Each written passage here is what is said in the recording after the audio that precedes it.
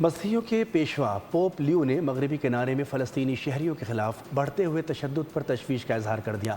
انہوں نے عالمی برادری سے دو ریاستی حل کے لیے فوری اقدامات کرنے پر زور دیا ہے۔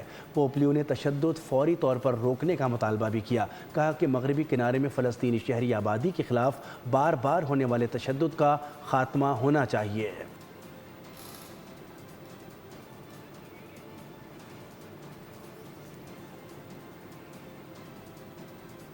مسیحیوں کے پیشوا پوپ لیو نے مغربی کنارے میں فلسطینی شہریوں کے خلاف بڑھتے ہوئے تشدد پر تشویش کا اظہار کر دیا۔ انہوں نے عالمی برادری سے دو ریاستی حل کے لیے فوری اقدامات کرنے پر زور دیا ہے۔